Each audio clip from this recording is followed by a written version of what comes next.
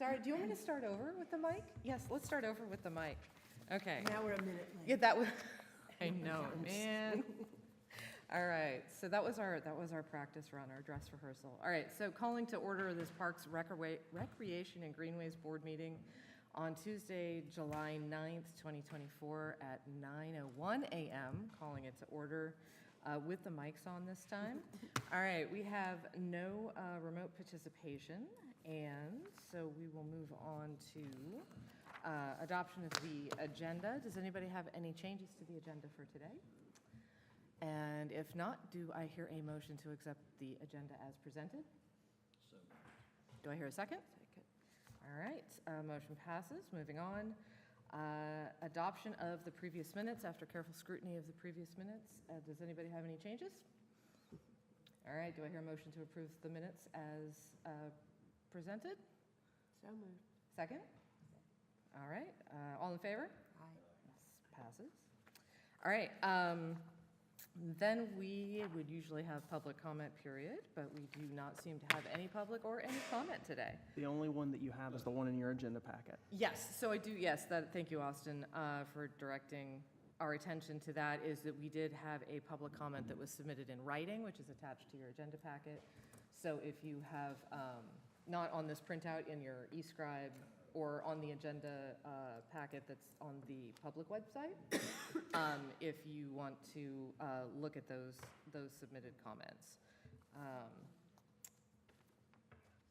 All right, so moving on, Parks and Recreation update. Tyler. Good morning. Good morning. For the event planning, so this Friday, July 12th, we're planned to do our stargazing event out at the park. We have Saturday, the 13th, as our backup date. Last time I looked at the weather, it's looking fairly cloudy both days, so it's going to be pretty day of to make the call if we would have to move it or cancel or anything. But right now the plan is for Friday, just hoping for clear skies. We are at about 12 or 13 people signed up for that, so that's a good start. That'll be a really Maximum is 20? 30. We can hold about 30 people for that event. We have people of all ages. There's children coming. We have we have a 60-year-old signed up. We have people, just a whole range of people. So it's going to be really cool, really interesting. The guy, Dr. Abbas, who's the volunteer from NASA, is very passionate, very knowledgeable. It's going to be, he's got a lot of cool stuff planned. August 6th is National Night Out. I've sent everyone a calendar invite, I do believe. If you're available, that'll be Tuesday evening, July 6th. We'll grill hot dogs. We'll have all the local law enforcement out there. It'll be we'll have a bounce house. Junior Scoops will be there, so you could purchase ice cream. It'll be a good, fun family evening.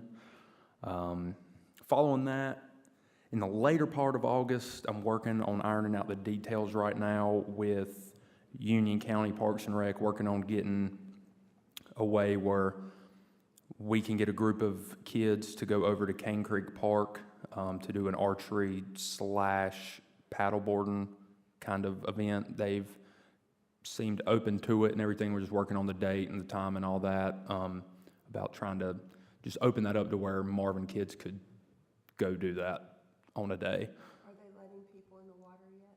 They are. They were shut down for a while, but they have opened the lake since. So that's something that I'll keep you guys posted if that happens. And then that's pretty much all that's happening right now on the forefront. In September, the date's September 21st, we're working on a cornhole tournament to have out at the park. But you'll hear more about that to follow. And that's all for events. Any questions on events? No, I think that's good. I'm glad we got some good signups for the first stargazing event. Yeah, it's called a little traction, and I mean that's a good enough group. Pretty much in my mind, I was like, if we can get 10 people, that'd be cool. I think it's such a great idea. I think it's going to be fun, and we're lucky to have Dr. Abbas. He's very into it. He wants it to happen, so it's great to have an instructor that's excited. But yeah. All right, cool. All right, so if else has anything, questions on event planning, we'll move on to Trails and Greenways update. Trails and, if you want to speak a bit Yeah, on, Don't have much to update, just regarding the 2 trails that the village funded last year, or that was in the budget last year, the connector trail. The village is still working on getting all the required engineering and just studies done for that. I have not had a chance to talk with Christina to kind of see where Dewberry, the engineer selected, is at with all that. But we will bring more information to the PR&G board when we have it. The second one was the Tullamore Phase 4, basically the Tullamore and Amber Meadows connector. Staff's been basically going in communication with the Townsend Audrey HOA, trying to basically get an easement through the back of their property to connect the Amber Meadows and Tullamore Phase 4 trail. Those communications keep, we have great communication for about 2 to 3 months, and then it, dies down. So it's just, it comes and goes. But the member of the HOA board and the property manager followed up with me last week, and they're trying to schedule a date and time for Tyler and I to present the proposed kind of route to their HOA board, and potentially ask for an easement to be granted to connect those 2 trails. So other than that, that's the only 2 trail projects that are on the village. Well, and then the Marvin Loop, I guess I will update you guys on that one. Marvin Loop, if you guys are familiar, is when the village received a grant to basically complete an additional portion of the Marvin Loop, which is basically from the preserve asphalt paved trail here all the way down Newtown Road to Marvin Road and ends at Saddle.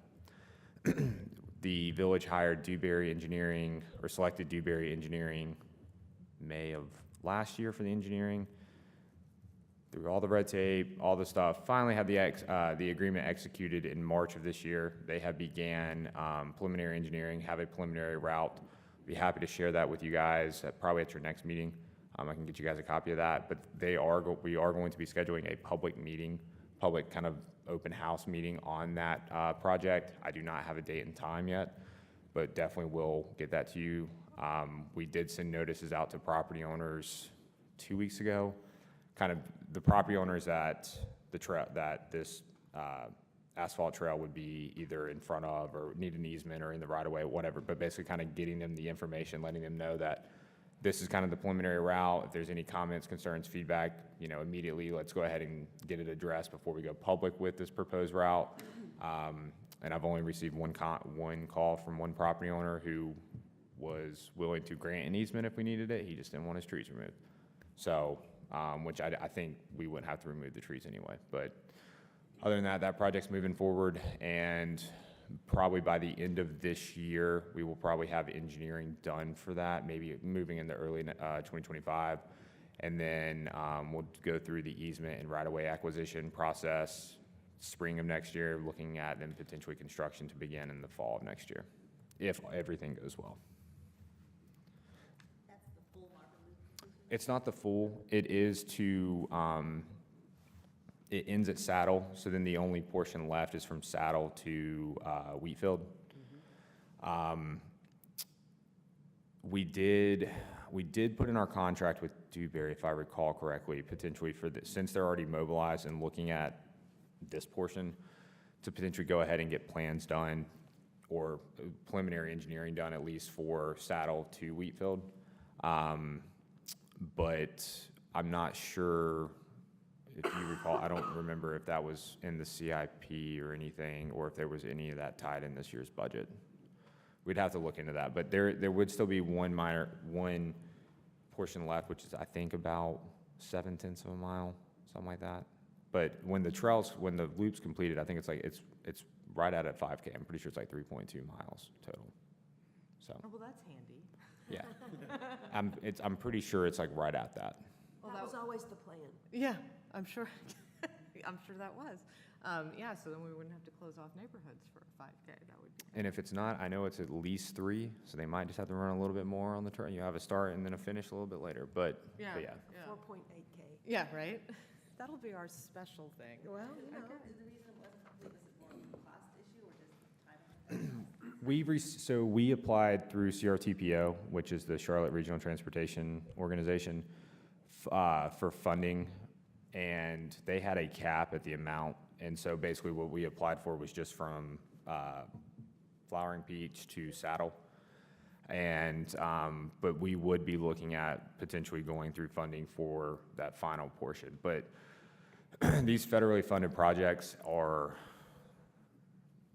a lot of hoops to jump through. I mean, because it goes from me to NCDOT to the Federal Highway Administration, back to NCDOT, back to me. And like, for example, when we got our funding authorization in November of '22, and we submitted our agreement, and then and our agreement should have been turned back around within like 2 weeks, and it took until like March of '23 to get that agreement, basically, or notice to proceed, where then we can advertise for engineering. So, but yes, we would be looking at funding options for that final portion.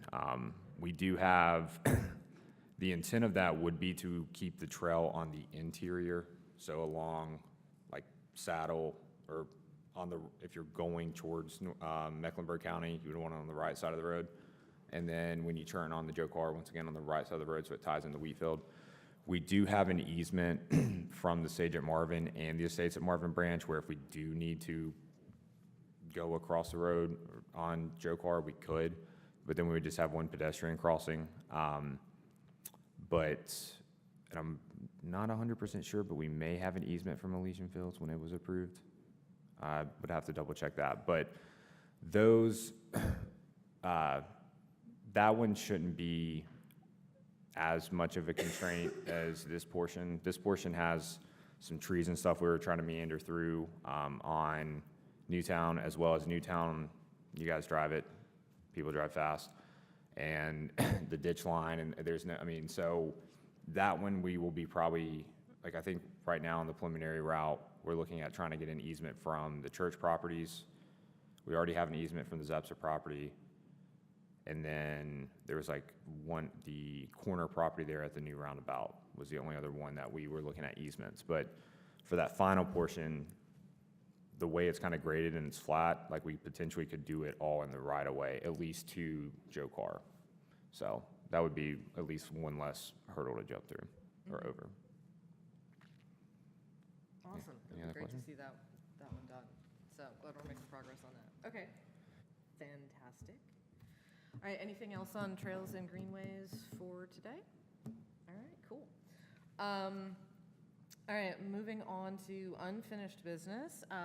The stream rehabilitation grant that I think you guys may remember us talking about in the past. This was a grant that was identified by village staff and for stream rehabilitation, and we, I say we, I had very little to do with it. Staff worked really hard to put that grant together and apply for funds to stabilize and do debris removal on some of our creeks. And we, I think that the total fund that was available was something like 20 million, and we applied for 17 million of that. Just, you know, sort of throwing it all out there and seeing what sticks. So on June 27th, we got the announcement of the awards and of the many different waterways that we submitted project applications for in our grant application. The Marvin Branch Creek was the one that made the cut. We got, I think our original proposal for that was a $600,000 or something. In that approximate range funding, we did get about half of that, so $300,000, which is in the upper echelons of all of the awards. If you look at all the different projects that were awarded, we're kind of up there. So we are looking forward to making good use of that money. And I was kind of surprised when this was announced at the council meeting, or no, it was a council work session on June 27th, that Christina shared that we had had an email from Mrs. Thomas, or not we had had an email, but she had shared an email from Mrs. Thomas, who has come in and regularly raised her concerns about the environmental impacts of our trails and stuff. And she had objected in an email to her HOA that the village had applied for a stream restoration grant. This is what Christina read to the village council at that work session. And it says, the village has applied for a stream restoration grant and should hear back on June 27th if they received the funding and how much. If funded, the work they will be doing is merely bringing their unpermitted trails back into NFIP compliance and remediating the floodplain damage that they have already caused. We should not give the village a gold star for this grant, though I'm sure they are expecting high praise from the public.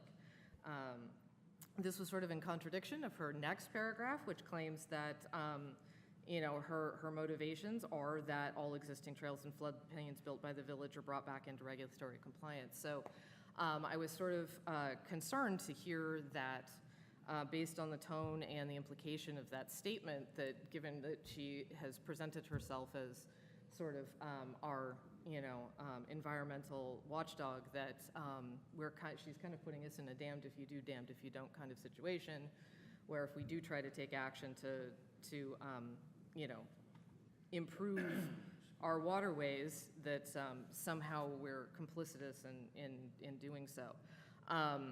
So just wanted to share that since it was shared at council to give some context. I hope that there isn't, that her concerns haven't gone from the level of environmental concern to just objecting for the sake of objecting. I really hope that's not the case, so her future, comments will bear that out. But since that was raised at council, I just wanted to bring that context here as well. But in a letter an email that she sent to the stream rehabilitation administrator, asking that she be kept intimately up to date on the progress of us implementing that grant money. The response from the STRAP administrator actually gave us a fantastic breakdown of what this grant does, and so I thank her for causing that to come down. So I'm just going to read from the email that was forwarded to me yesterday. This is from the STRAP grant manager, or one of them anyway. It says the funded work on Marvin Branch includes stream bank stabilization and associated stream debris removal to help reduce flooding, prevent excess sediment from washing into the stream, reduce damage to adjacent property, and prevent loss of riparian habitat. The STRAP work guidelines outline that stream debris removal should have little to no impact on the stream bed, and grantees should plan to work so that the removal of logs does not remove sediment or damage the stream bed. For the areas of stream bank stabilization, earthwork will occur on the stream bank to help control erosion and reduce sedimentation, but work should not disturb the stream bank or remove in-stream sediment except where absolutely necessary to stabilize the bank. So that's sort of the scope of work that our grant was designed to fund. And of course, this will require a whole series of steps with regard to getting the appropriate wetland study and engineering studies and so on and so forth, which then it seems that we turn into them, they approve of the work, and so on. So there will be a lot of steps in implementing this, so that will be sort of next on our agenda to get that done. Jen, I do not have timetable information on this. Christina is out of town, so unable to get her feedback on that. So stay tuned. We'll have more information. we haven't specifically discussed this other than that initial letter that we got of the award within council. So I expect, you know, we'll have some more input on that. I can share too, I'm aware of the subsequent email that was sent by one of our residents regarding the STRAP grant. And I know that Christina, our village manager, has actually reached back out and, you know, said, hey, want to make sure that, you know, any of your concerns are met. And she has extended an invitation to meet with staff over the coming weeks so that there's not any adversarial, but more of a cooperative. That would be great, yes. More of a cooperative kind of stance, between the different parties as we try to do this positive thing. And I really don't want to skip over the fact that this is something that staff really did kind of bring to the table, so we really appreciate that. When they first kind of found this grant, and the professionalism that was put into our application and so forth, and the amount of the award definitely speaks to the care and professionalism that was put forward in putting forth that application, and really want to commend staff on that, so that we can make some positive outcomes. Unfortunate that it's only one, because this is just one, creek or branch that we have of a number of them, and there's all sorts of things over the years that contribute to this. Some of it could just be garbage that gets into the creek. Some of it can be beavers. We've had issues with beavers. And sometimes those natural issues, storms, beavers, things like that, have far more impact on the flooding and things like that than any of the man-made issues, because the man-made issues are typically, pretty well supervised. Whereas the beavers and garbage and storms, we don't have much impact on. But thank you to staff, and look forward to helping to keep you guys informed. And if there's anything you want me to bring to council specifically about it, I'll do that. No, I appreciate that. And you kind of took the words right out of my mouth with regard to commending staff on that, because I know that they discovered this grant opportunity sort of late in the application window, and there was kind of a mad scramble and some late nights, I think, to get that one done. So the fact that it got done and we got at least one project funded, is pretty awesome. And I'm really excited that we get to do this. I think this is a great project. And I'm also very happy to hear that, we're working toward, I was very concerned by, the tenor of that comment that, speaking to frustration and sort of, objections to even making positive progress. So I would be very hopeful that we can get back to a position of more cooperation. So if we can facilitate that, then that would be great.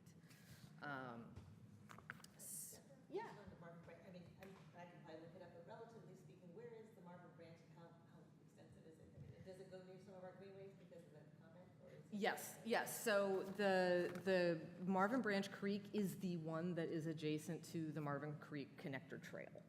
So it is the creek that has been sort of the subject of the floodway and floodplain. It's been our focus of that. So as you've seen those presentations, that is Marvin Branch Creek. So does it continue across to Joker? I mean, it does. It goes under Joe Kerr and then connects to the main river basin. Okay, because I think it does go behind Marvin. I'm just trying to, I know, of course, but I'm just, because it's a pretty impactful area, that's why I just thought it'd be good to, maybe just to kind of help us communicate to the community, this branch hits, Yes. so many different other neighborhoods, that it's gonna be hopefully helping the creek.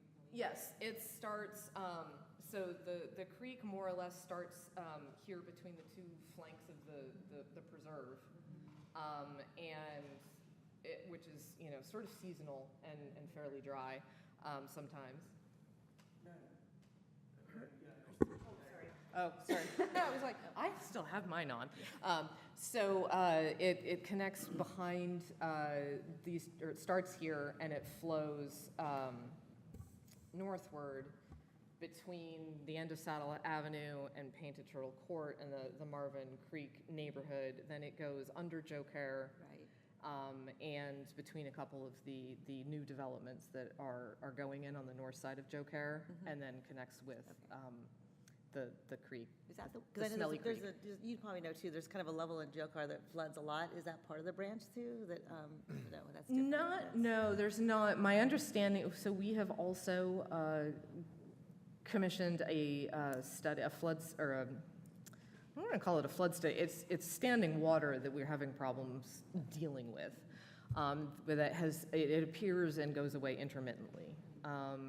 So there is that standing water issue on Joe Kerr, and there's also one here on Marvin School Road, and we've engaged Dewberry, the engineers, to do a study on why those areas are ponding. But those are not, neither of those spots is connected to any waterway.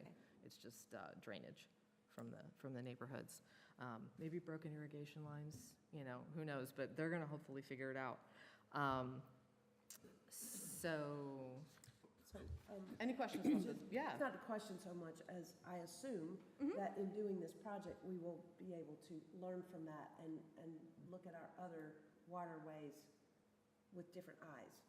Yes, I I mean, think. we will learn something along the way that, you know, maybe this one is a little healthier than we thought and this one is not, kind of thing. I'm hoping I so. know it costs a lot of money to Yeah. do this, but it's still really important work. Yeah. No, I think that this is really a huge thing, not just because, sorry, I should move closer to the mic.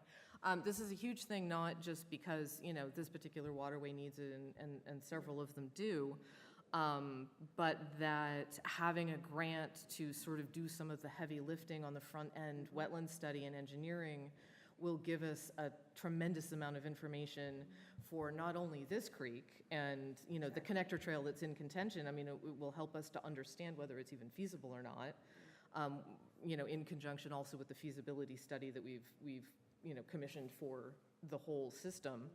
But also it can give us information that, you know, we can sort of extrapolate from and understand, you know, And some of use our that other to- areas. To help educate our residents. To educate our I got a residents, to little educate time- ourselves, Yeah, and to exactly. know how to prioritize. Most of us have some kind of water going through our Yeah, nearby absolutely, anyway. absolutely. And like mine is not ever gonna be big enough to bother with, but it still backs up and it still has problems, and we can learn from how to recognize what's healthy and what's not about it, because it's not always obvious.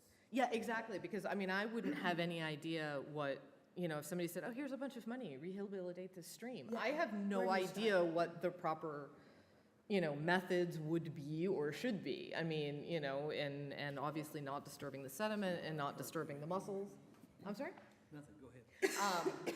And, you know, so I'm, for one, am really excited that we're going to get the information that comes out of being able to apply this grant for all of our projects, so. And be a lot smarter on the other side. Yeah, I have a question. Yeah, absolutely. So this grant's awarded annually, correct? I, From what I understand? I'm not sure. Okay. I was curious about that because I know when talking with Christina, she had mentioned that we would reapply again next year for all the areas that didn't receive funding this year. Okay, then I would take So from that I'm probably that assuming- it's annual. So that's kind of exciting. So So these we're are gonna my. get really good at this. Really good at process. this. So I'm wondering, and so far as the money being used towards the Marvin branch, do we have to show the before and after to prove to the STRAP grant administrators that we use the money responsibly? And that would incur future, maybe more money coming our way? Yes, if we do a good job. I think that is a reasonable thing, that when you apply for a grant and they see that you've used the funds responsibly, if it's a recurring grant, whether, I don't know if it's annual, but it sounds certainly from what Christina said to you that it is recurring. And they do mention in the announcement, which I don't have in front of me. Yeah, there is oversight. Yeah, because they were As you go saying, through the process, yeah. well, I have a summary of the oversight here that I'll get to. What?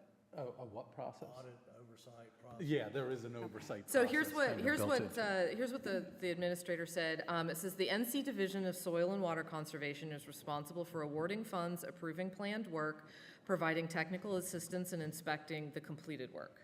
So there's going to be oversight from them with regard to, you know, noting, you know, that we're doing the work in the appropriate increments and have all of the appropriate permits and everything. And then the grant recipient is responsible for hiring the contractors to complete the work, applying for the permits, scheduling the work, overseeing the work, and scheduling inspections. So it will be overseen and inspected. And so presumably, yes, if we do a good job, you know, their inspectors will know at the beginning and at the end what has transpired. So But if we we do a need good to, job. to archive that, have a before and after at least. you know. Absolutely. Yeah, we or could few. definitely get out Again, there. for educational purposes. Yeah, absolutely, absolutely, so that we can apply and say, hey, you know, this is what it looked like to begin with, And this is why this is bad, and this is why this is good. Yeah, and then we can apply that to additional, additional things that if, we come in and we say, oh, hey, it looks just like the other one did. And while they may not be nearly as large as the Marvin branch or things like that, other areas around town, once we gain some experience in working through this, I could see where potentially, volunteer projects, scout projects, things of that. That's exactly what I'm thinking. Yeah, and those, even volunteer projects will have to have the appropriate permitting and blah, blah, blah. But if we know what we're after, and to the extent that whatever we have done with this one can be For applicable to example, other places. Adding live stakes to the side of a creek bank. Yes. Easiest thing in the world. It's actually a really fun job. I've done it before. And it's pretty cheap. And if that's what's called for, anybody can do that if you've got a hand, Right. willing to stand in the creek. Yeah. Yep, put your waders on and go for it. So, I was looking for the announcement of the STRAP grant.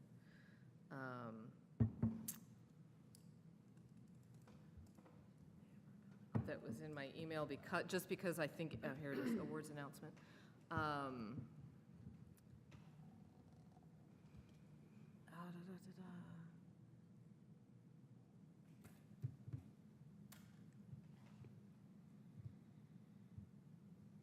One of the things they said in the announcement is as a sort of a consolation to the people who did not get selected. It says projects not selected for funding will be kept in consideration should future STRAP funding become available.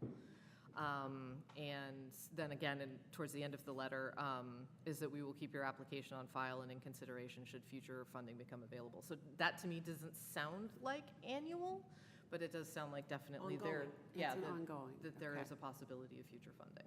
So, all right, cool. Glad I was able to refine that.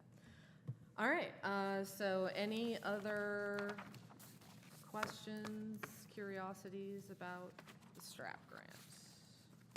All right, fabulous. I'm really excited about that. So, Christina, Finally, right? regale us. How long, yeah, I know, I feel like there's a lot of lead-in to talking about this, and then There's a it's lot of gonna be- buildup. Are you ready? No, it's gonna be one of those things where it's like, just turn the lights off. Okay, just turn them off. Right? So I do know why I started down this path, but it was a personal reason. There's a light that shines in one of my windows that's way over there, and it just bugs me. So, I started wondering why we feel the need to, in this, not just this community, but in this time in the world, I guess, that we feel the need to keep lights on all the time. And so I did a little research about what the effects of keeping the lights on around your house, or anywhere for that matter, in a big city, wherever, keeping lights on 24/7, what that does to, I assume that it affected the environment, but it also affects humans. We need dark time as well, we need nighttime as well as the flora and the fauna do. Having lights on constantly, well, I shouldn't say constantly, because most of them do go off at night, during the day, but during the night, can really affect the cycles of all wildlife and plants as well. And so things don't grow the same way, they don't, animals don't keep their normal cycles the same way. Anyway, I guess a lot of people feel that makes them feel more secure at their house, that they've got all these lights on. There have been also studies that show, there was a really good one on this one website that I saw. There's a light, a really bright light. This person's standing here taking the picture, and there's a dark area over here, and it's like an entranceway. And once you put your hand over that light, there's a person standing there you never saw, because the light is so bright and it's not, shielded is the word that they like to use. It's not shielded. You don't see the thing that you're trying to keep from happening, right? Right. So anyway, all of that to say, because we are a wildlife community, and I would like to believe we'd like to focus on that, at least in this room, that we're trying to take care of the nature that's around us. I don't think that we can, make ordinances. I'm not gonna put Hunter to work, and he's like, please no. That you must turn your lights off. But I think we can do an awareness campaign, because I did not realize that it was as simple as it could be, or that there are other options for, you can have lights at night, but this is a fine example, this card here. It just shows the light that's, shining to the moon and back versus a shielded light that Illuminates the ground yeah, only. illuminates Yes. the ground, and/or is on a motion sensor, so that it comes on only when that deer walks across your yard for the 37th time tonight. It would be It'd strobing I in my know, backyard. It was like this at my house. It's not just deer. Anyway, so I did talk to Dr. Abbas. Is that how we say his, we don't have to say his last name? Yeah, I appreciate that he lets us do that.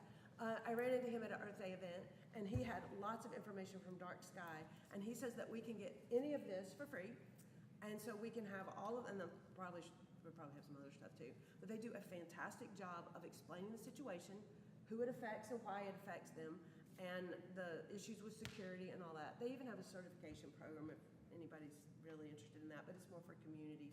There are 2 chapters in North Carolina, believe it or not. But it gives kind of some guidelines about how to light your areas. And it's not just residential, it's commercial too, or public versus private, whatever. To me, minimally, it would be nice to have this available to people and do a little education, a little awareness, sort of like what we were talking about with the stream. This is what a healthy stream looks like. This is what we have and what we're trying to fix. I'm sure that we cannot enforce this on anybody or inflict this on anyone, but to be more aware of this kind of information, and I'm just adding that out to the group to think about how would we do that, if you're even interested in doing that, and how would we do that. I had one more thing. I thought I did. Anyway, the difference between private lighting versus public lighting. We have a lot of lights here that I guess the village maintains and manages. And I, for one, unfortunately or fortunately, hear about the lights that are around the roundabouts, because the people that live around the newest roundabout, they have had to add things to their homes to be able to sleep at night, because those lights are unbelievable. And I get that, and they're right there on it. There's 3 houses that are, maybe even 4, that are right on that roundabout, and that's a private, not private, sorry, that's a public lighting situation. I was going to say, that's a NCDOT Yeah, installation, is it not? So I don't know that there's anything that can even be done about that. I'm sure whatever it is wouldn't be cheap, but I get complaints personally because I work around up there, and Of course, they like yeah. to complain about it, and I don't blame them. If I had to put blackout shades in my bedroom to keep Keep a street light out. to keep the street light yeah. out, that would be a problem. That didn't have before. Anyway, so I would like to just have a little conversation about it. Do you think this is important enough to even bother with? And if so, how would we do that? I have one question. I know, Christina, you're involved with Marsh and Bob, and as a board, we've always been, and Jen, we've always been very supportive of them. But I see them as one avenue to be able to help get that information out, especially if there's free literature available. I think the people that you have attend your webinars and your individual meetings, coyotes, snakes, all of those type things, are often well attended by folks that I think would be a natural audience for learning a bit more about that. So that's one area I would think would be a good avenue to, for us as a village to help support, either coordinating, getting some of those materials for you, or things like that. Yeah, and we do, I've done a couple of newsletter articles that is about this exact same thing. I think it's kind of become an annual thing now. I'm just going to do it every January. Turn off your Christmas lights. Yeah, and I think it's important that you bring out, we're not looking to become the light police here, We have ordinances, that planning board develops and things like that kind of govern that. But I think it's important, the facts you bring up about wildlife to some degree, but also people sometimes don't realize that the effect that it has on their gardens, especially if they're growing like tomatoes or, certain types of plants, vegetables, things like that, that rely on, the differences in light intervals, in order to be able to bloom and flower or turn into fruit. And did any of those studies also show an effect on humans? Yeah, Insomnia? Yeah. And did you, I mean, say if you mentioned that as part of your, list, I may have skipped over that one. Don't have a dark space, you don't sleep as well. And now, I know some people who does not, they could go right there on the carpet and all this light and sleep just fine, but not everybody's like that. Yeah, and no, you just need that, it's the cycle of it, and that's why it's hard to live in Alaska. Yes, Seriously. absolutely. No, it sounds funny, but no, it's the seasonal affective disorder and other things like that. We know that light, so, As far as, do we have any place at the park where we keep information still? I know we used to have like an information box that had pamphlets and things like that, but that might be I thought about, because we. I thought we had one that was, under the eave, and, maybe if we have to modify that or something like that, but an area where we can put pamphlets and things like this to help to get information out to the public. Because we had talked about that with what are those things, soil tests and stuff. Almost like the library, the little libraries that people have in their front yard. yeah, the little free libraries. Yeah, so that's something to think about. There's room there to do that. Yeah, I think it used to have barn rental agreements and a couple of other things. Oh, you're talking about on the outside. Yeah. On the Yeah, I'm outside, but thinking- under the overhang, Yeah. because the Yep, building's I not, know. so. That might be another area where we might post information, and then I don't know what we have even here in the lobby or something, which is just general, free information that we make available to the public. Well, and it kind of goes back to the idea of when new people move in, it would be nice to hand them all of this stuff. I mean, just inundate them with how wonderful it is to be here. Turn off your lights. Yeah, do we have a new resident section on the, We'll talk about that at the on the annexation. website?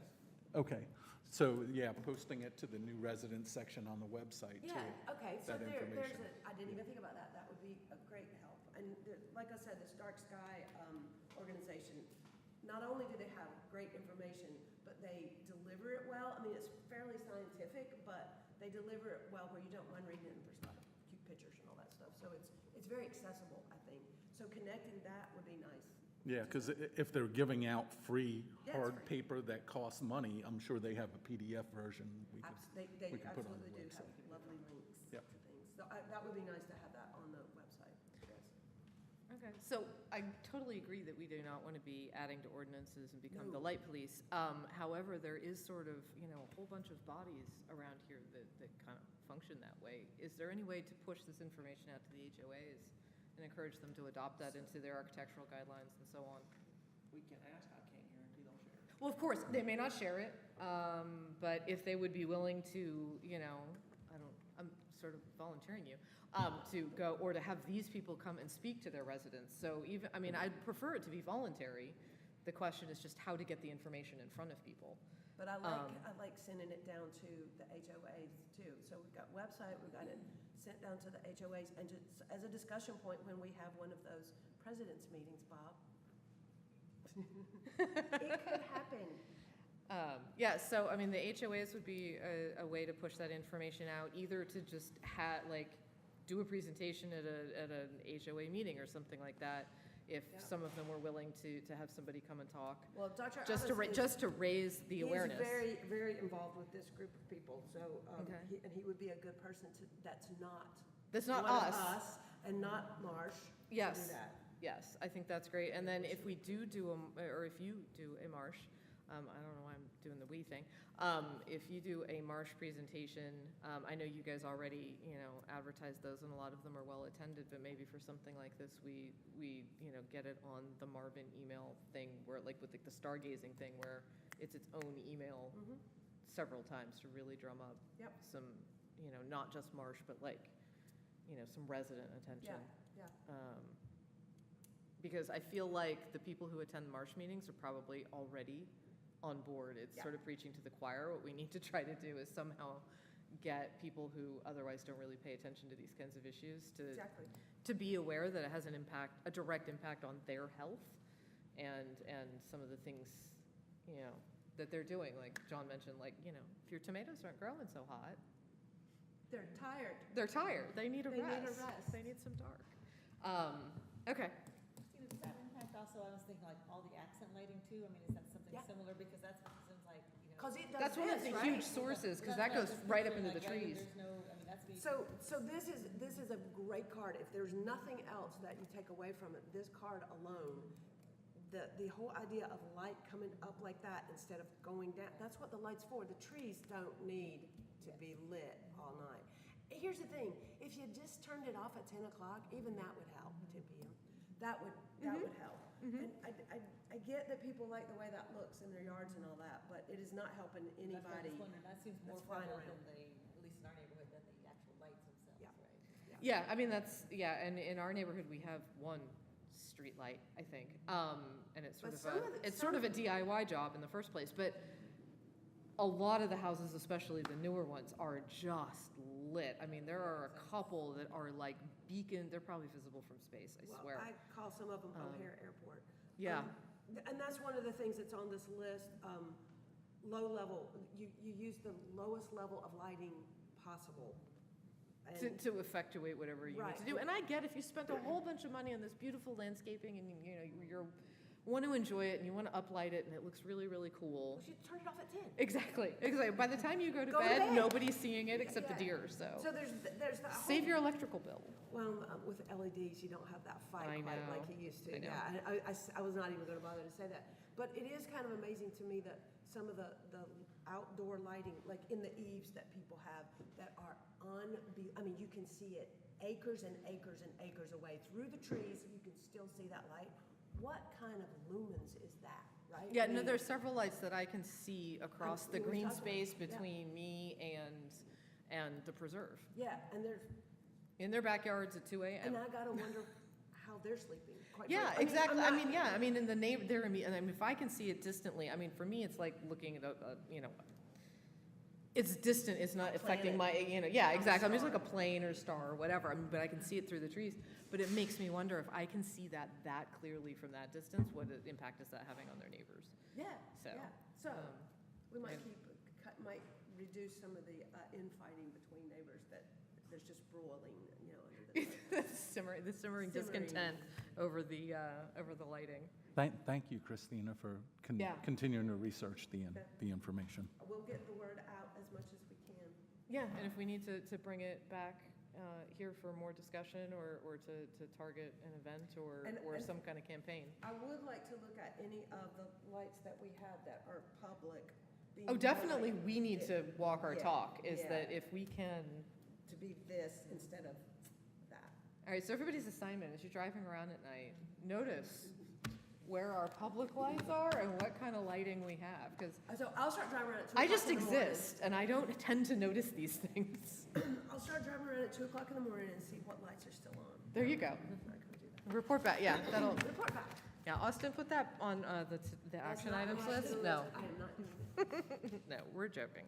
Okay, so, all right, cool. Glad we finally got that discussion going. All right, Hunter, gonna turn it over to you for a little tour of the tree ordinance and regulations that are in the new MDO.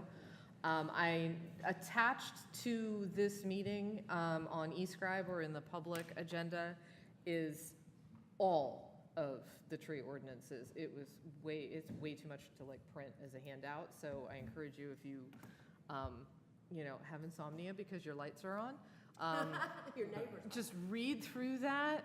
Yeah, turn your lights off and then read through that, and you'll be probably asleep in no time. But I'll let Hunter tell us what's new, and we can go from there. Okay, so when the village adopted the Marvin Development Ordinance back in May, we repealed our chapter 150 and 151 of the current Code of Ordinances, which 150 was subdivisions and 151 was zoning. Our tree chapter was chapter 93. It's still in place. And in the new MDO, there is Article 11, which is landscape requirements and tree protection. They both kind of go hand in hand. The biggest issue with the old ordinance is basically there were certain things in chapter 93 that then you read in the subdivision chapter that completely contradicted one another. And so now the standards or intent's the same. There might be some minor differences in chapter 93 and article 11, basically regarding the size of tree that can be removed, but basically the most restrictive applies. So we're going through chapter 93 currently. I've been working on Keith for this for almost two and a half years. But basically the goal is to get chapter 93 to basically be more of our general tree kind of requirements, regulations, as well as our public tree standards and certain things. And then article 11 be mainly tree protection, mitigation, everything for development. So the term development basically means anytime a zoning permit's pulled for a pool, addition, new home, or a full-on subdivision development. That's the biggest way that staff can administer tree mitigation. It's currently how it's done is that we have a tree removal permit. Most of the time, the only way that tree removal permit gets to me is that if they are filing for a zoning permit for if it's a pool and they need to remove trees for their pool. Other times, there's been instances where trees have been removed either prior to a zoning permit being issued or trees just being removed at will. And it does become very hard to enforce, just because the only time sometimes I know somebody's cutting down a tree is if you give me a call saying your neighbor's cutting down a tree and do they have a permit, which does happen, and then we kind of, address it as fit. With all that being said, so that's kind of the goal, is trying to get the enforceability and the standard kind of more attainable, I guess, because we can put lawful regulations out there and have these strict regulations, which I think are great, but it still comes down to awareness and us making sure that they're being enforced properly, as well as, that the public knows what the requirements and regulations are. And so the second kind of project that staff's been working on is, and I've talked with the preserve and the courtyards on this, is that basically creating a CC&R amendment for all these neighborhoods that are consistent with the tree removal, tree maintenance, all the stuff in the ordinance, and basically putting those into those individual neighborhood CC&Rs. Just because HOAs are, we benefit one another, and HOAs really help me out when it comes to enforceability of some of these things, because they sometimes can address things quicker than we can, just because we have legal requirements per the state statutes, and so HOAs can maybe respond to something quicker and or actually sometimes be stricter than municipalities can be. So that's something I've talked with Keith on too, and that we're going to be working towards. And it still comes at the end of the day of those HOAs wanting to do those CC&R amendments, but I have talked to a couple, and I think they'd be willing to do so. And that's even as simple as like some of these neighborhoods, for example, like the courtyards, which is a individual conditional zoning district. They had a specific landscape plan as part of their development when it was approved with specific species, and which is great during that time maybe, but not necessarily great for the longevity of the neighborhood. Mm-hmm. And so in their CC&Rs, it references that landscape plan. And so, one of the things is like, the species list and kind of what they can and can't do. And so trying to get that consistent, because it was just kind of unclear in the past under the previous ordinance as well. It's just unclear for some of these neighborhoods is one of the biggest goals. So I know I just kind of rambled on a lot of different things, but in short, like with the new MDO, Article 11 really really hits on tree protection for for new development. Keith reviewed it, Keith had comments, all of those got incorporated in, but it does kind of mirror Chapter 93, and it's pretty robust in what you can and can't do. The Chapter 93, the only other biggest thing that we need to change there, which I've talked with Christina on, is that our species list is a appendix of that chapter, meaning that anytime that species list needs to be amended, changed, has to go through the text amendment process, which means a public hearing, council adopt an ordinance to amend the regulations, and it basically makes it where you don't want to change it, because that's a lot of, I mean, not necessarily from a staff level, but if you're amending your ordinance, the same ordinance like every other month or every year, one, it becomes a nightmare from tracking purposes for codification, but two, it's just, like I said, it's a process in itself. So what Keith and I have talked about is taking that species list and making it a staff, basically like a policy, where you reference it in the ordinance, but then that means you can amend it on the fly to an extent, or you would still go through maybe the amendment process to PR&G and have council amend the policy, but it doesn't require codification, doesn't require necessarily a public hearing, and it's a lot quicker to get done. And the reason that's important is because, you know, certain species get diseases, certain species, like, we've had the same species list for 10 years, and so you're seeing. Need some diversity. Yes. So that's the next biggest project. Keith and I have been talking about that, and so like one, if you guys have any recommendations on species, our current species list is in Chapter 93. It's Appendix 1 and 2. It's canopy and understory. Any of those trees that either potentially you would want to remove, or if there's any species that you would want to include. And then we would just I would have to talk with Chaplin, the village attorney, and then Keith on then the best way to, like I said, if it's just maybe doing a policy and creating that in-house like species list, which then if a new development were to come on, you know, be proposed and they ask for that list, that would be the list I give them. I would basically rescind that portion of that ordinance in Chapter 93 and just put language in there that per the approved Village of Marvin species list, and then somebody would ask me for it, and I would give it to them. That would be done in conjunction with Keith on this. Yeah. Anything regarding trees, development, all that stuff, I always consult with Keith. So, like I said, he reviewed Article 11 in the new MDO multiple times. We got those comments incorporated in, and like I said, the Marvin Development Ordinance is the zoning regulations for, I mean, obviously anything development. So anything that we can't necessarily regulate out of development will then that's where Chapter 93 will kind of be updated to make sure we have all areas covered, which we do right now, but Chapter 93 still references old sections of the ordinance, which isn't the worst thing, but. A real quick question. Are you all in possession of CCRs by neighborhood? I have a good amount of the neighborhoods, especially some of the more recent neighborhoods that have been developed. I'm unsure with, like, I know I didn't have Marvin Creeks for the longest time. I have that now, or I have a version of it. And I'm not sure about your neighborhood. And I might have like Weddington Chase. I don't know if I have Firethorn. It just depends on the age, but I know that I have a lot of the newer ones for sure. Well, I think your idea is a good one.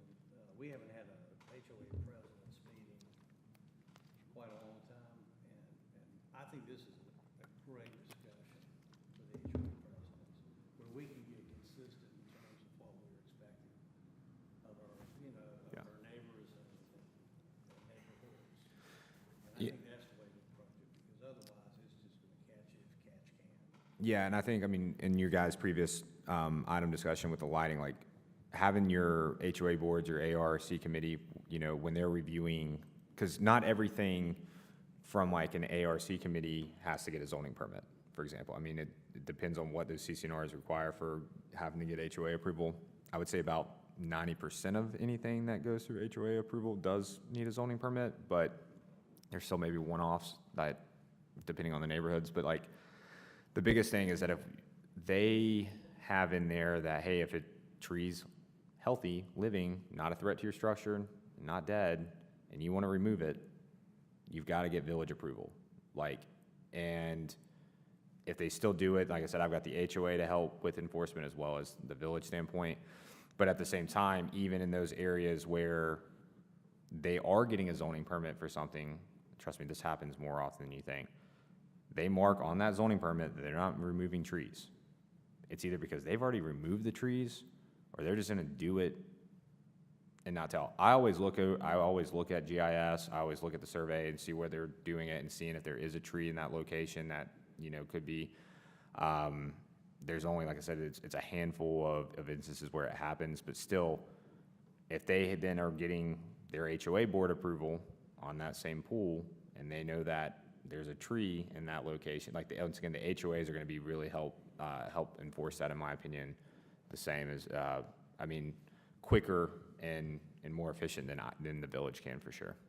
And the issue there is, if there is a tree, they have to do some remediation for that, right? Correct. They have to plant something in its place, even though it's. Yep, Well, so, I have a question about that. I was part of a group of like 5 people that helped develop in 2004, I think, the original tree ordinance.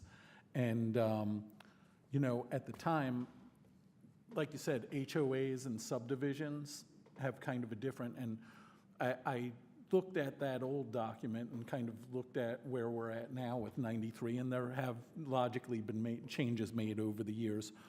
But part of the original intent, you know, with the original tree ordinance was whether or not we are going to be having to police individual properties that are, you know, not an HOA per se, but, you know, are a 1 or a 2 acre lot, and how you would effectively manage that. And I think, at least initially, it only applied to properties that were 5 acres or more. correct. You know, and that's because there were a lot of properties. We were mainly looking to gear it towards subdivisions. Yep. So could you just kind of share, not within an HOA, because an HOA is typically going to have, you know, mechanisms to control that within, but where are we at now with individual property owners and what they need to do?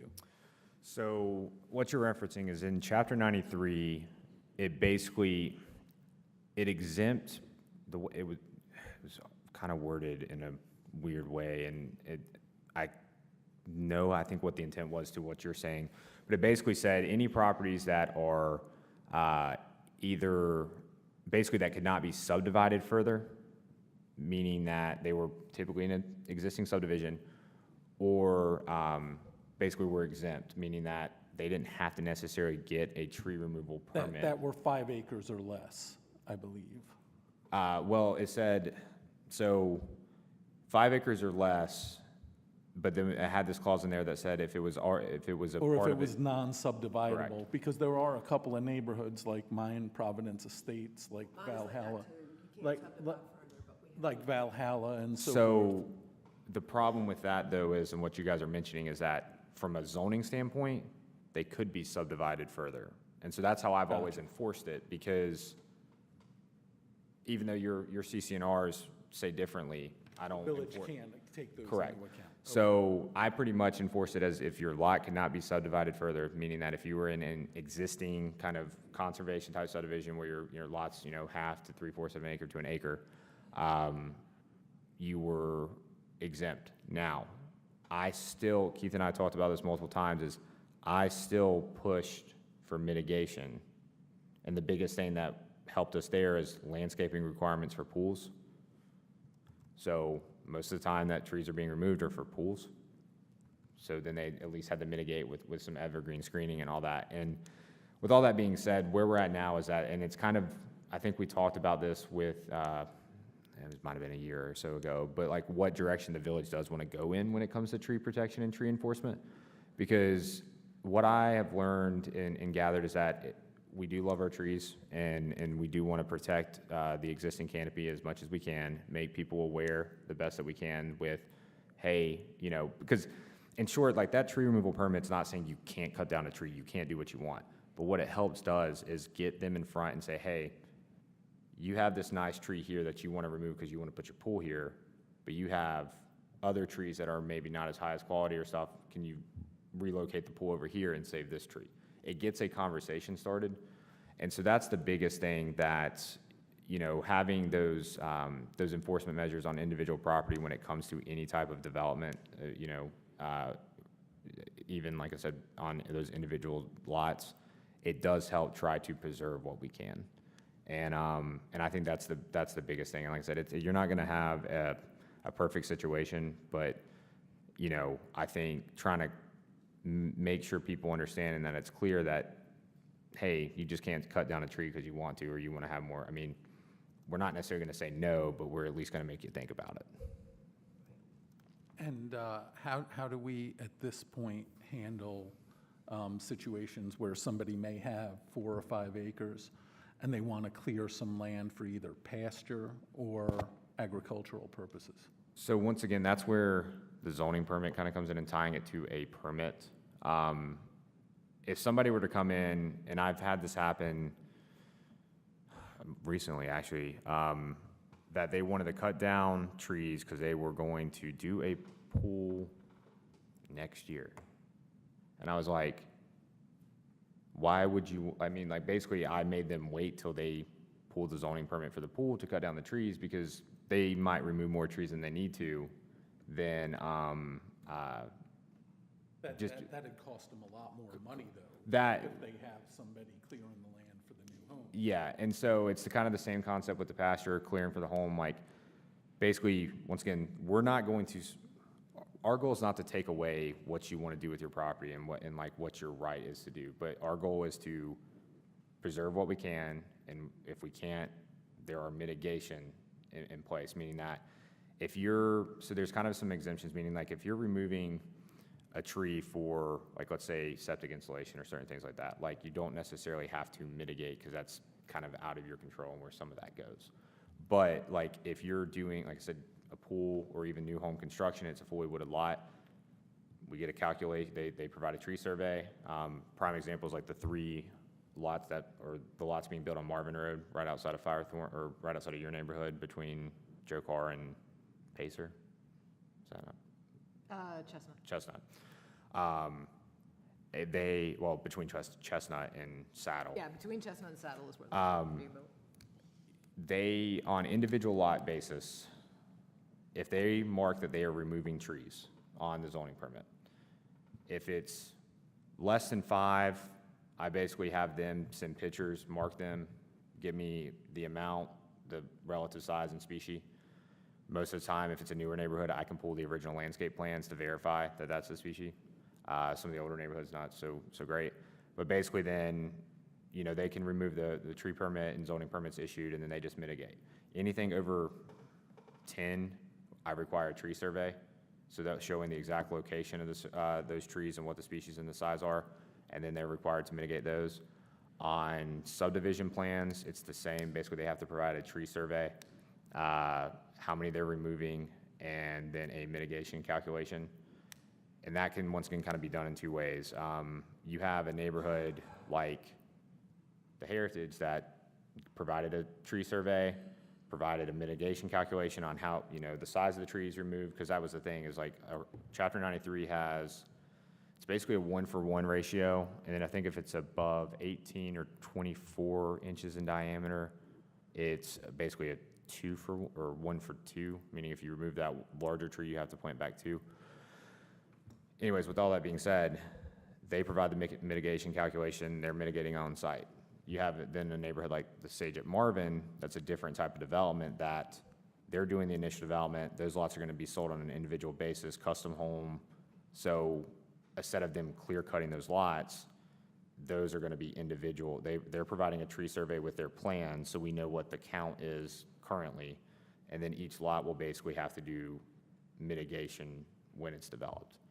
So it's kind of, I mean, it kind of depends on the type of development and how it's done, but in every situation, we get the number, the location, and the species, especially for any type of larger type of removal being done. just to make sure mitigation's being followed. I have sort of a clarification that may sound silly when I say it out loud. What's the definition of a tree when you're talking about how many trees are being removed? Because I've got a forest in my back, and a lot of them are just saplings. So do we have a, like, So you when have, you say if it takes 10 trees to sort of trigger the need for a tree survey, which is not necessarily a hard and fast rule, but, I mean, I get what you're saying, that's sort of your metric. What counts as a tree for those? canopy, I I want mean, to are say we it's, talking under 4 inches, or? so. Because that used to be, I believe when I moved here, the rule was no permit was necessary if you were taking something out that was under 4 inches. So that's how the new Article 11 says, basically That's the 4 new one inches, as yes. well? And then in Chapter 93, I wanted to say canopy was defined as anything over, it was either 6 or 12 in diameter at deemed breast height, and then understory was under like that, or 4 to 6 or whatever. And that's once again where these kind of go hand in hand, but there's still kind of some, when I say inconsistencies, it doesn't create a conflict like the old, because the old did kind of create the conflict. But I know in Article 11, it says anything under 4 can be pretty much removed, but anything over 4 does require potentially a removal permit. Okay. And when you're saying 4 inches, Correct.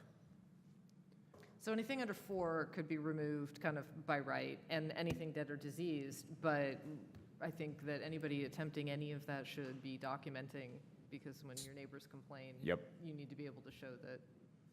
That's the other biggest thing that I have really tried to make sure, you know, people call me or will reach out to me, and like I said, the residents are pretty good about it. I mean, they know, like I said, you're gonna have these one-offs, but for the most part, they're saying, hey, like, I've got a dead tree that needs to be removed, which technically, per Chapter 93, is exempt. They can remove it, no permit. But what I typically do is, one, have them send me a picture, talk with Keith, say, hey, because I know a good amount about trees, but I'm not an expert. Right. And I can look at a tree and think it's dead, and Keith might be like, no, it just needs some love. And so we confirm if it's dead. If it's dead, I still have them get a tree removal permit to document it. I don't charge them typically for that, and they don't have to mitigate.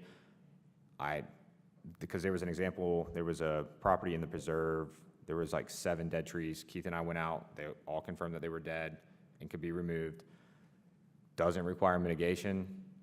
I put it on the permit that, you know, please basically to consider mitigation, and gave him the ordinance. And I know that he was planning on planting a few back, not all 7, but like, it's one of those things that most property owners, like, they do want the privacy, or they do like the shade or like the trees. It's just that it could be a threat to their structure, or just in this gentleman's instance, that some of those heavy storms we got in earlier this spring, a lot of down limbs and stuff in his yard, and there was a big one that fell close to his house. So it was just more, I mean, it was a safety concern. And so, but yeah, I mean, we do double check that. And I mean, like I said, it still happens that people remove it because they say it's dead.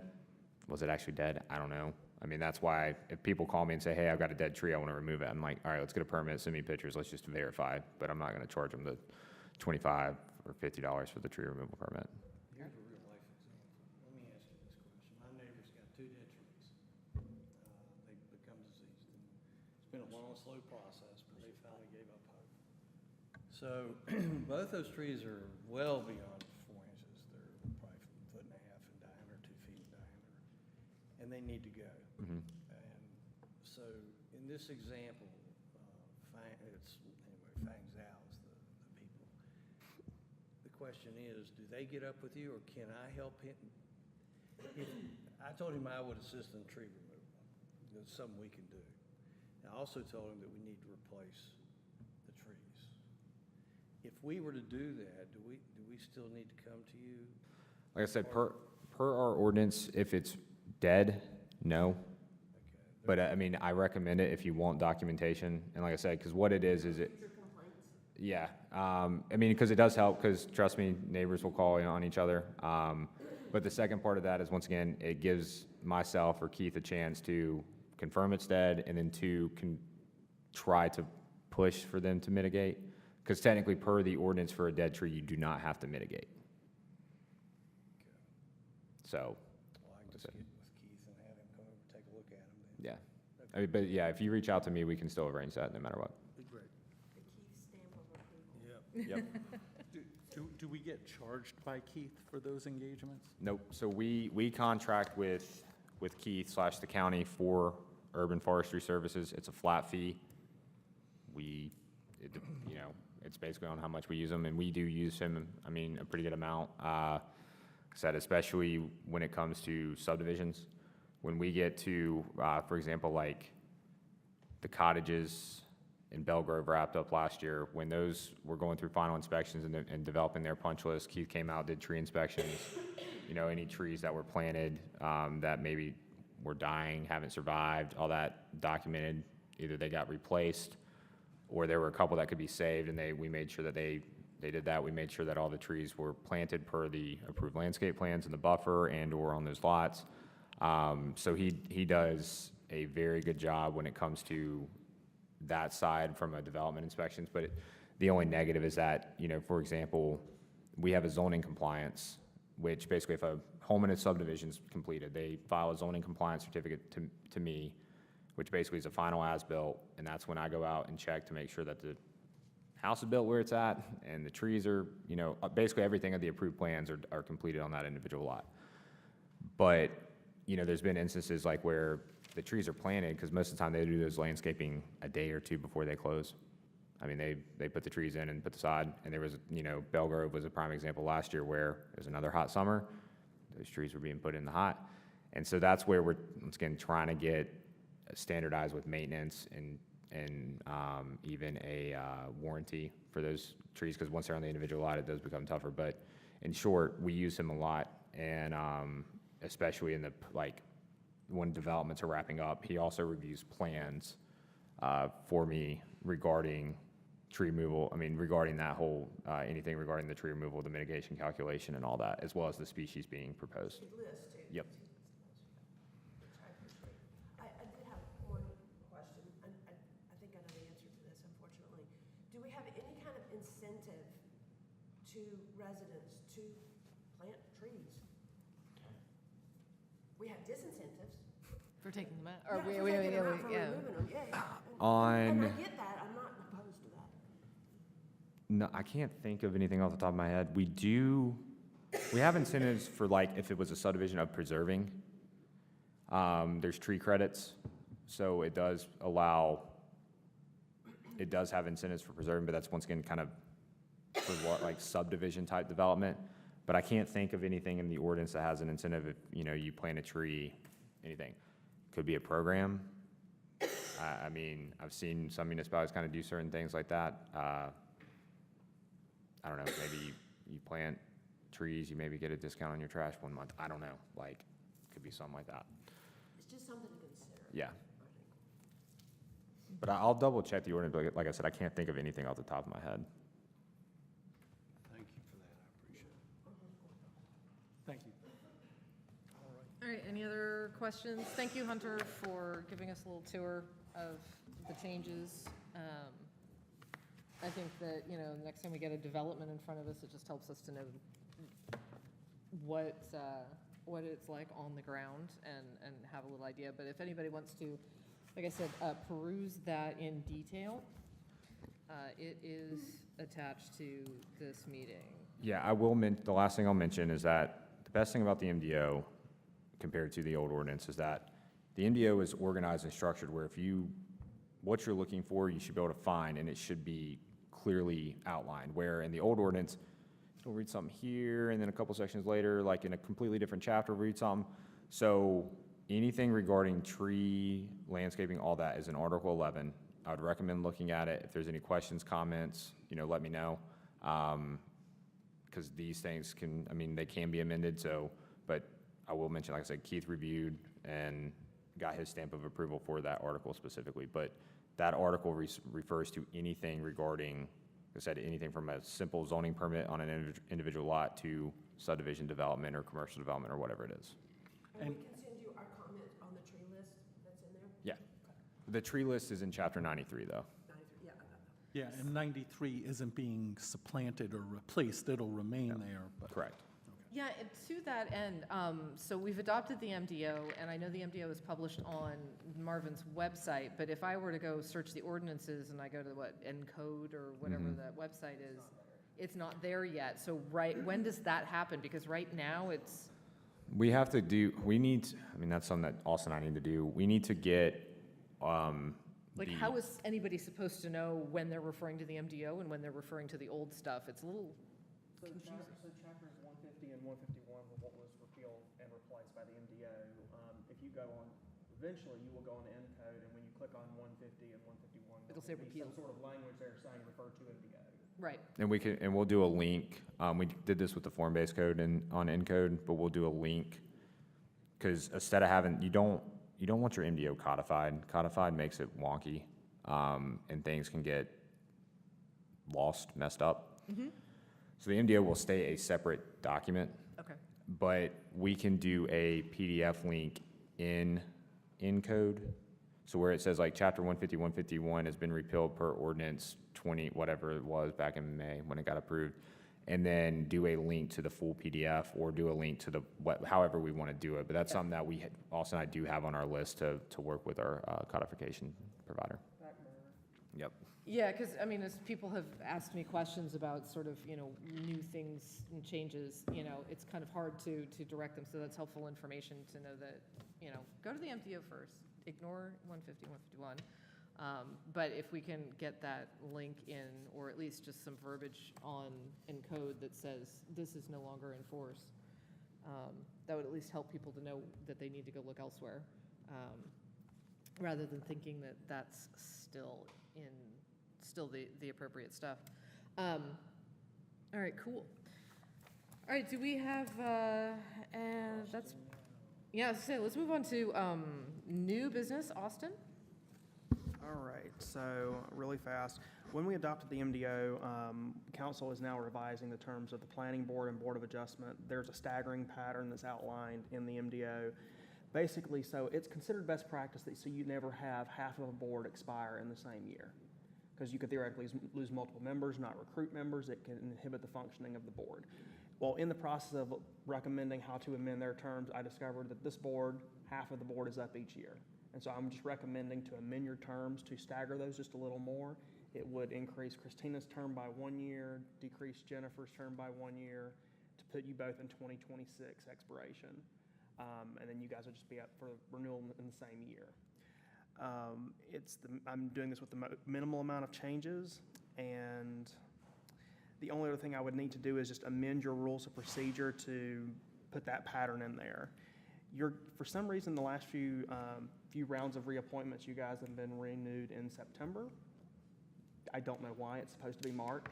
So at some point, someone before me made a mistake. So this is just really housekeeping. So I do need, if that is okay with you all, if that sounds good, I do have a motion in your system just to allow me to amend your rules of procedure. Seconded? I don't know if I'm allowed to second. As the chair. You are allowed. Okay, well, then I second it. All in favor? Aye. Motion passes. All right, moving on to last item of new business. Bob had raised some concerns about some trail maintenance issues, and I thought this was a good opportunity to address with Davey, not only those specific ones, but how he would best like for us to bring anything that we notice in using our trail system or a park, or if the public notice something. So Bob, what had you noticed? This is a 3-minute discussion, guys. Sure it is. Tullamore, in the past, I volunteered as Park Rec and Greenway to not audit, but to oversee the Tullamore Trail. And I would go out at least prior to every PR&G meeting and double check the trail. And it'd be for limbs, it'd be for conditions, erosion, so on and so forth. So there would be updates constantly 12 times a year on a particular trail. I no longer do that. And I don't know anybody on our Park Rec and Greenway that does do that. And so that's number one. I think it'd be great to reinstitute a process where this group has a trail to audit and look at, not necessarily do the work of it, but to make you aware on a regular basis of the conditions. The Tullamore Trail right now, I give you just, and it's a small thing, and I understand that. There's a poop station that's never got bags in it. It's just a piece of metal with a hole. And there's absolutely no reason to have it there because I don't know of anyone that walks their dog that doesn't carry a poop bag. And if they do, they're probably not gonna pick up one there. No, and they're not. So, and then I brought up before, once again, there's a certified wildlife habitat sign there that is broken and has not been repaired. On the Joe Carl Loop, again, this is very small, we put in 2 bluebird boxes. And for whatever the reason, not everybody, there was an individual who didn't want the bluebird boxes put in the grass area. And that's where bluebirds like to be. They want to be in wide open spaces so they can see predators. Well, our bluebird boxes now sit in the woods. And there's not a bird Not a bluebird that I'm aware of that's going to go into that box. So we need to move those boxes out of the woods and relocate those. And I know those are small things, but I think, we're Park Rec and Greenway. We ought to be overseeing these trails and making sure the things that we put in place are being taken care of. And that's my only point, and I think I did that in 3 minutes. You win. Thank you for bringing that to my attention, Bob. What was the second one? You said Joe Kerr Trail? Is that the There's 2 Marvin Loop bluebird Trail? boxes sitting back in the woods now because the woods have grown in front of the boxes. Right. And it's really hard to find one of them. And they just need to be brought forward if we're gonna, if we You want really birds. want bluebirds in them. Yeah. Yeah, I mean, if we're gonna have them. We need to just put them out in the grass area. And the rationale for not doing that originally was nobody wanted to mow around them. And I'm thinking, come on, guys, you're mowing around trees right now. Well, we can mulch a great big Area area around them, around it'll be them. fine. But if we're gonna have them, and I'd like to encourage us to put more boxes out along our trails for wildlife. For other birds than just So bluebirds. it's just little things like that. I think if somebody had the Joe Carl Loop as a responsibility and they were walking it regularly, just to make you all aware, because you can't be out there all the time. You're taking care of Eford Park, you're taking care of, roundabouts and everything else. So I just, I'd be glad to help you and take care of, Tullamore Trail, bring to your attention anything that's going on over there you might need to know. And I just think we could help you guys, and it doesn't take us any time at all to do it. Well, I appreciate that offer, and we have our trails, all of our trails, on a monthly maintenance schedule. Now, in saying that, we try to make it out, make sure that they're passable. We try to trim back any overgrowth on those trails. Truthfully, I had no idea we had a birdhouse project. Well, that's what I'm saying. Apparently, you can't, I was gonna say, even if you know they're there, they're hard to find. So, And so we can certainly address that issue, and, what we would, how we would like to do that, because we can't be out there every day, but we try to be out there monthly, on a monthly basis. But if anyone on the board or anyone in the public listening is using these trails and they see something that needs, whether it's immediate or anything, yes, there's a few ways they can do that. Number one is they can access our website at www.marvinnc.gov. On the front page there, near the top, are some, bullet points that one of them is report a problem. You can click on it, fill out a quick form, and submit it, and those forms are then sent to the Public Works Department. So that's one way that we can address any immediate issues. Others are, you can contact us here by phone at 704-843-1680 and report any problem you may have seen. And then finally, if you want to drop by during our normal business hours, Monday through Thursday, between 10 a.m. and 2 p.m., I would love to speak with you.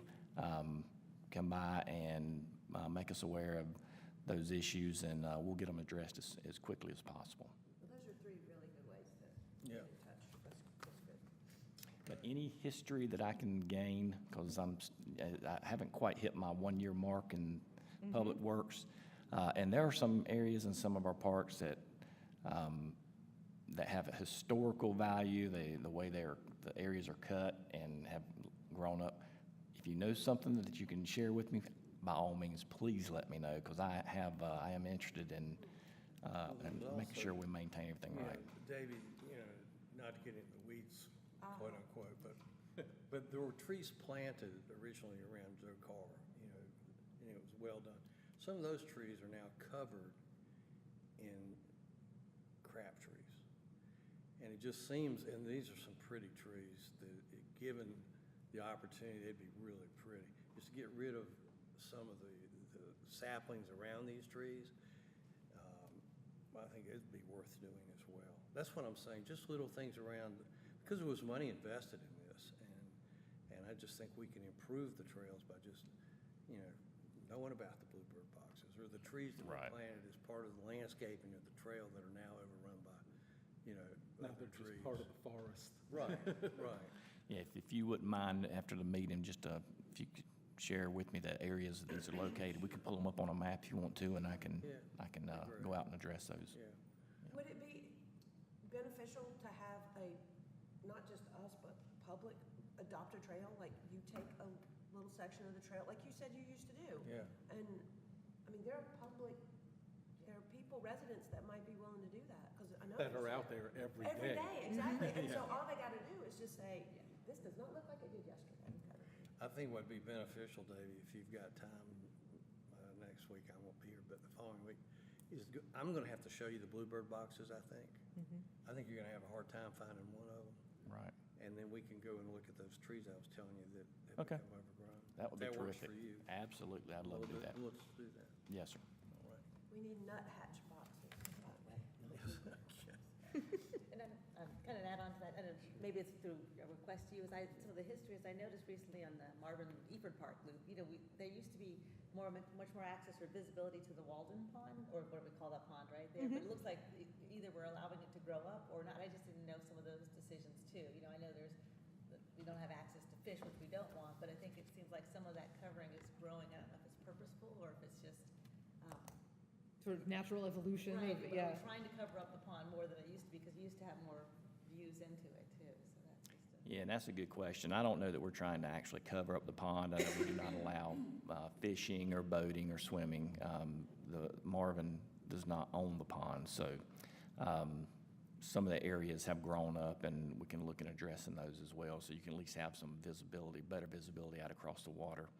But I'm glad you brought up that loop, because I just got an update today. We have a potential Eagle Scout that has taken on a project to add markers throughout that loop, and. So you know how long you've been walking?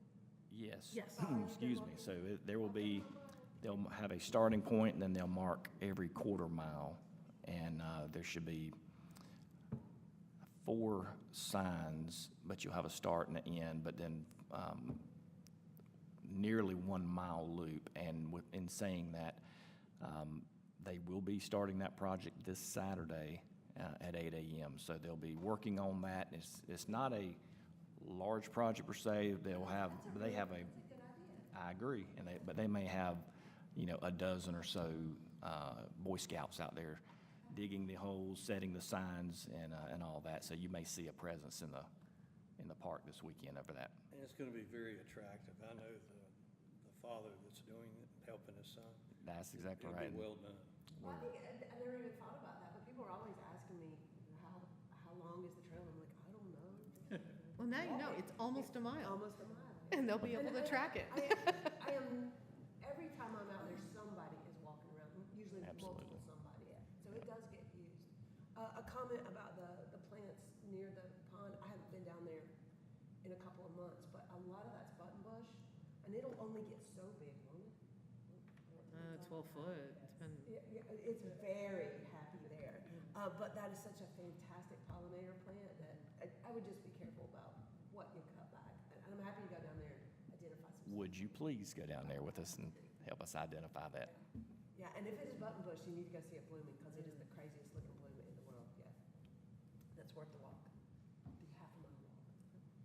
All right, so, would you be interested in having the feedback of people sort of, like purposefully doing the trail and reporting on maintenance, or do you feel like your monthly schedule is adequate except for, individual things that, like bluebird boxes or whatever that, we might not have even known to look for? Well, I always want the public to make us aware of any issues they have.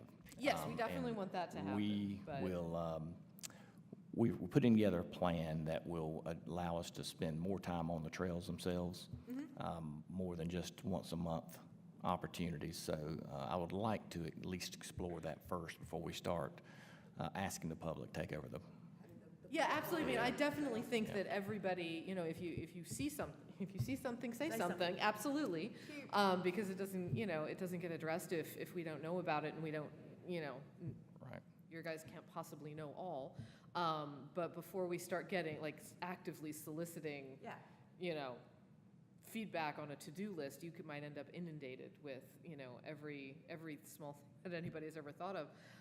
So before we sort of go down that avenue, I just wanted to see if that would even be useful for you. So you let us know if that would be helpful. I'll do that. I will say that I had the pleasure of walking the Tullamore Trail a few months back, and that is a really nice trail. If you haven't had the opportunity to do that, I would recommend our residents try that out. It's very nice. It's peaceful. All right. Thank you, guys. So review of action items, Austin. Do we have any? The only one that I wrote down was Christina's gonna send me that light pollution information, and we can post that on the website, and I can send it to the HOAs. Was there anything else? Anything jumping out at anyone? No, nothing serious.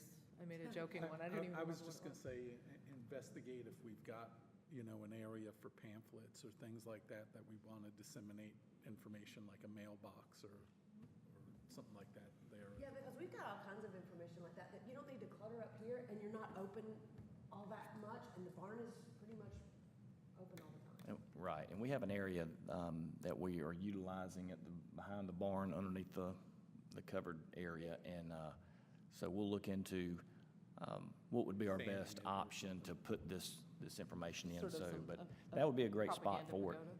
Well, and I've got lots of other nonprofits that would environmentally focus that might be interested. Okay, I'll look into that. Okay, so those are our action items. Do we have an ongoing action item list? Well, you guys checked one off today by sharing the awarding of the STRAP grant. The only other one was Hunter getting Keith to give us another presentation on tree canopies, but he has departed, so. Yeah, okay. So similar to the one he did before? Yeah, it would Keith, be yeah. the same one. Yeah, that was That was excellent. very interesting. I really feel like, we've done it with Marsh, but that presentation needs to go out to the world. It is excellent. To me, that's sort of the incentive for planting a tree. You can cool off your neyborhood. And And boy, has again, that my become more and neighborhood more. is cooler than his relevant. neighborhood. My neighborhood's cooler than hers. Well, you can literally see it. It's amazing. And as odd as it is to have trees closer to the road, it's more beneficial to have them closer to the road. Well, it cut down that convection off of Exactly, the exactly. surface. Oh, my And gosh. It's just, it was amazing data, and we need to let everybody see that. A shorter version, probably. So is that for another one of our meetings, or are we talking I about a don't know, public? What was that? Is that for? He needs to confirm whether that can It happen. would be great Okay. if Park Rec and Greenway's not seen that presentation for us to see it. Well, yeah, Yeah. to do it again. It was worth the time. And to see some of the photos that he's got of spaces that have gone from asphalt to lots of trees in a kind of a downtown area. Mm-hmm. He's got some really great photos of that. They're trying to do similar things in Monroe Mm-hmm. and adding some trees there. Anyway, it's got some good information. All right, before we adjourn, anybody have board member comments to wrap us up? Well, I just want to thank Hunter for being here today and walking us through the tree ordinance, and it's a lot more complicated than probably I thought it was. Well, and It a lot is more pretty thorough. intricate, yes. Yeah, and that's So good. I appreciate And- having been here. Yeah, and he's, like he said, he's been working on this for years, trying to sort it out, and I imagine there's still a little bit of tweaking and fine tuning to do, but, I think we're getting to a more unified and, you know, more useful. So I'm glad you got a chance, because I know you had questions about that, so. This is a little about the sausage making of it, but I mentioned there were 5 of us in 2004 that did that. And essentially what we did is we looked at the best ones we could find online. Yes. Of all through North Carolina of similar sized towns. And, you know, it was really just 5 of us that had never done anything like this. And I'm glad it's at least lasted this long and served us that well. But No, I think you gave us an excellent foundation. I think what happened is that the ordinance sort of ordinances grew up around that. And so like he was saying, you know, there was a little bit here and a little bit there. yeah, and whatever. that's And part so of the as things reason have why been it was changed- 5 different things that we mashed into one. So, Yeah, you yeah. know, naturally there was a little conflict and things like that. But it's really helped Marvin, I think, you know, since 2004 to keep what we've had. Oh, absolutely. No, I think that was a good foundation, and now you're going to streamline it, and then we'll still have some tweaking to do. So, Well, and I like that our agenda was very focused on different parts of our environment, right? We talked about streams, and we talked about light pollution, and we talked about trees, a lot of trees. And that's kind of, and trails, always that, but that's where we need to focus. And Yes, I think agree. So Bob keeps saying it, enriched by nature, that's what we keep saying we are. that That's we our need motto to- now. We need to breathe and live it. yes, Instead of absolutely. just- I agree. Write it on everything. I agree, and I think we're making good progress on that. All right, so unless there are any other comments, then I will, is there a motion on the table to adjourn the meeting? Yes, so moved. Do I hear a second? All in favor? Motion passes. Have a great day.